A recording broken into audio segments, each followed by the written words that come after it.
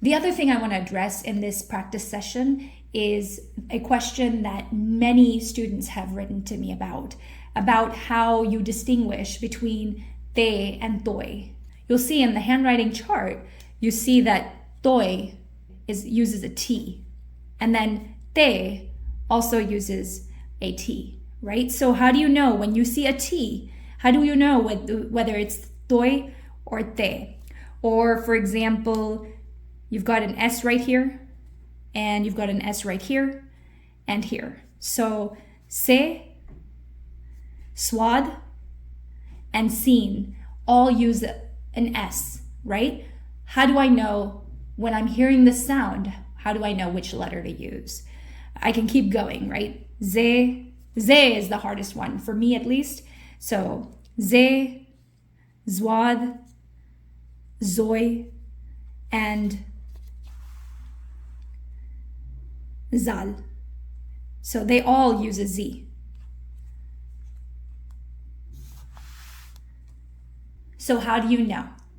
And the quick answer is you don't, right? You just have to have enough exposure to each of the words to know that that's how it's spelled. And that's how I'm mostly doing it too. Quite often, I'm misspelling words. For example, you'll see in this story the word nazar. So how would I transliterate the word nazar? It would be N-A-Z-A-R. Whenever you see a plain old A, especially in the middle, it's standing in for the short vowel zabar. If you want to learn more about that, check out the short vowel video on the Urdu Seekhiye YouTube channel. Okay, so what this represents is, this is the letter noon. Okay, this is the short vowel symbol, zabar. So it's just a, oops, I gotta put the dot.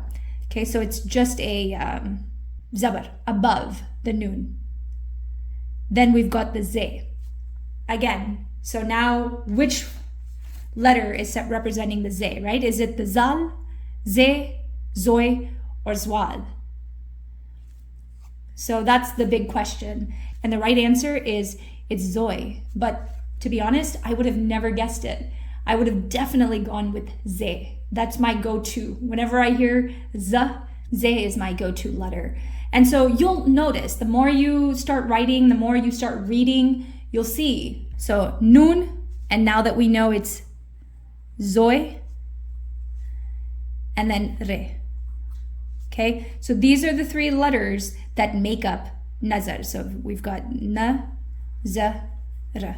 And then these are short vowel sounds. So na, za, ra, right? So how would I write this in Urdu?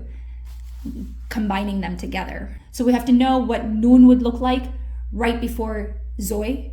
And then we have to know what zoi looks like in the middle and what re looks like. Okay, so it's gonna be, okay, I believe it's like this, and you're gonna write, oh, that's too, I didn't leave enough space. Let's try that again. That's not beautiful, but you know, because it's also floating in the air.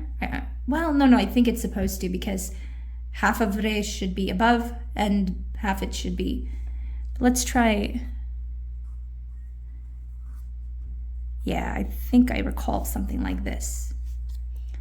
Anyway, so, you know, we're going to continue practicing. That's the whole point. Practice.